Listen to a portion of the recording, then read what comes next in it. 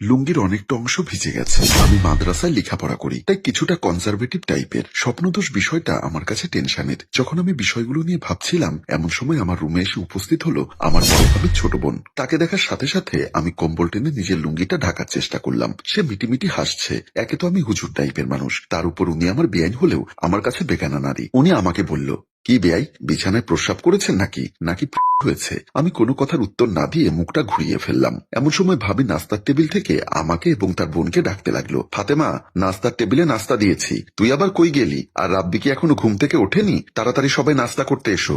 বোনের ডাক শুনে আমার বেআইন রুম থেকে চলে গেল। আমি অনেকবার বড় ভাবিকে নিষেধ করেছি যেন তার বোনকে হুটহাট আমার রুমে না পাঠায়, তবুও ফাতেমা বড় ভাবির নিষেধ শোনে না। ফাতেমা চলে যাওয়ার পরে আমি এদিক ওদিক তাকিয়ে দৌড়ে বাথরুমে ঢুকে গেলাম। নাস্তার টেবিলে সবাই নাস্তা করতে বসেছেন। মা, বড় ভাই, বড় ভাবি এবং আমার বেআইন মানে বড় ভাবির ছোট বোন ফাতেমাও নাস্তা করতে বসেছেন। বড় ভাবি বললেন, কিরে ফাতেমা, সবাই নাস্তা করছে, তুই নাস্তা করছিস না কেন?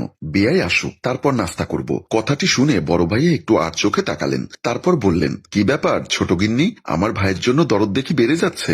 দরদ বাড়বে না? আমার একটা মাত্র বিয়াই, তার জন্য তো দরদ বাড়বে, এটাই তো স্বাভাবিক। মা কোনো কিছু কানে না তুলে নিজের মতো নাস্তা করেই যাচ্ছেন, কারণ বেআইনের আমার প্রতি দরদটা মা ভালো করে জানে। এমন সময় আমি ফ্রেশ হয়ে নাস্তার টেবিলে আসলে বড় ভাবি বলল, আমার বোন তোমার জন্য নাস্তা না করে বসে আছে, আর তুমি আসতে লেট করছো। আমি কি কাউকে আমার জন্য ওয়েট করতে বলেছি নাকি? খবর নিয়ে দেখো, তোমার বোনের ক্ষুধা নেই। কি, আমার ক্ষুধা নেই? ঠিক আছে আপু, আমি এখন খাবো না, বলেই ফাতেমা নাস্তার টেবিল থেকে উঠে চলে গেল।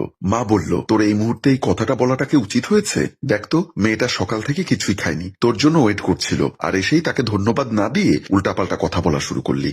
বড় ভাবি বলল, মা, আপনি নাস্তা করে চলে যান, দেখবেন ফাতেমার ক্ষুধা লাগলে ঠিকই এসে খেয়ে যাবে। আমি অতটা পাত্তা দিলাম না, কারণ আমি আছি স্বপ্নদোষের টেনশনে। বিকালবেলায় গেলাম ডাক্তারের চেম্বারে। ডাক্তার সাহেব আমার মুখে সব কথা শোনার পরে আমাকে কিছু ওষুধ লিখে দিলেন।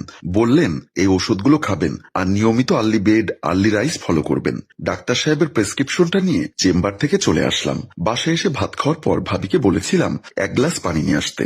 ভাবির পরিবর্তে পানিটা নিয়ে আসলো আমার বেআইন ফাতেমা। ফাতেমা একটা মিষ্টি হাসি দিয়ে পানির গ্লাসটা আমার দিকে এগিয়ে দিয়ে বলল, খুব তেষ্টা পেয়েছে বুঝি? আমি কোনো কথার উত্তর দিলাম না। ফাতেমা খেয়াল করলো আমার বিছানায় কিছু ঔষধ, তারপর জিজ্ঞাসা করলো, ওগুলো কিসের ঔষধ? জ্বরের। সে কপালে হাত দিয়ে বলল, কই, শরীর তো সাপের মতো ঠান্ডা, কারো অনুমতি না নিয়ে শরীর টাচ করা এক ধরনের অভদ্রতা। এটা শোনার পর বেআইন মনে হয় মনে কিছুটা কষ্ট পেয়েছেন। তার হাসি মুখটা হঠাৎ করে মলিন হয়ে গেল। পানির গ্লাসটা পাশে রেখে উনি চলে গেলেন। আমার মনে হয় এতটা শক্ত করে বলাটা উচিত হয়নি। আমি আছি আমার স্বপ্নদোষের টেনশন নিয়ে। এখানে বেআইন এগুলো কিছু ভালো লাগছে না। আমি ওষুধ খেয়ে নিলাম। তারপর ডাক্তারের কথা মতো তাড়াতাড়ি ঘুমানোর চেষ্টা করলাম। পরদিন সকালবেলা যখন আমার ঘুম ভাঙে, তখন শুরুতে চোখ যায় দরজার দিকে। দেখলাম দরজার ফাঁকা দিয়ে আমার দিকে তাকিয়ে মিটিমিটি হাসছে আমার বেআইন ফাতেমা। প্রথমে মনে করেছিলাম আমার দেখার ভুল, ভালো করে চোখ কচলিয়ে দেখলাম ভুল নয়। ফাতেমা আমার দিকে তাকিয়েছিল। আমাকে জেগে উঠতে দেখে সে হাসতে হাসতে আমার রুমে আসলো। কি গো বেআই, ওষুধ খেয়ে ঘুম ভালো মতো হয়েছে তো?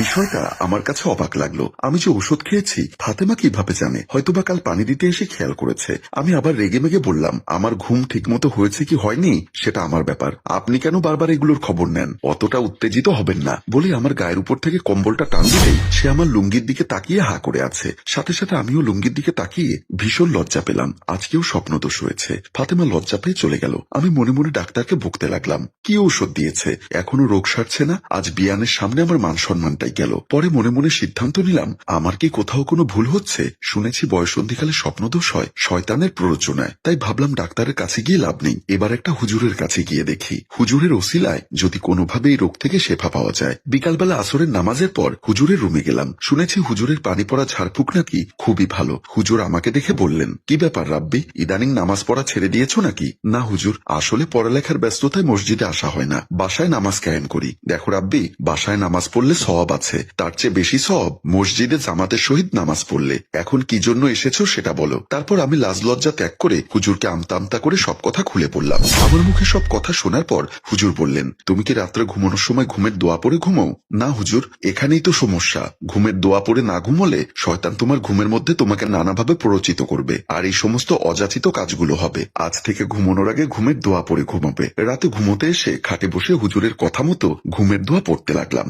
এমন সময় খেয়াল করলাম আমার রুমের বাথরুম থেকে বেআইন বের হয়ে আসছে। আমি তাকে দেখে দোয়া পড়া অর্ধেকে আটকে গেল। বেআইন বলল, পুরো ঘুমের দোয়াটা পড়ে নিন। দোয়া দুরুদ পড়তে গিয়ে অর্ধেকে থামতে নেই। আমি পুরো ঘুমের দোয়াটা পড়ে অবাক হয়ে গেলাম। আমি যে ঘুমের দোয়া পড়ছি এটা বেআইন জানে কিভাবে? আপনি এখন কি চিন্তা করছেন সেটাও আমি জানি। কি ভাবছেন আপনি ঘুমের দোয়া পড়ছেন এটা আমি কিভাবে জানি? আমি আরো বেশি আশ্চর্য হয়ে যাচ্ছি। আসলে সত্য কথা বলতে আমার বড় ভাবির এই ছোট বোনটা অনেক কিছু জানে যা আমাকে মাঝে মধ্যে অবাক করে দেয়। আজকে আমি উত্তেজিত হলাম না, বললাম আপনার এত কিছু জানতে হবে না, দয়া করে ঘুমোতে যান। উনি আরো কিছুক্ষণ দাঁড়িয়ে কিছু কথা বলতে চেয়েছিল, কিন্তু আমি অস্বস্তি বোধ করছি দেখে শেষ পর্যন্ত উনি চলে গেলেন। আমি শুতে শুতে মনে মনে ভাবলাম, আল্লাহ আজকে যেন শয়তান আমাকে পরাজিত করতে না পারে। মাঝরাতে খট করে একটা শব্দ হলো, সাথে সাথে আমার ঘুমটা ভেঙে গেল।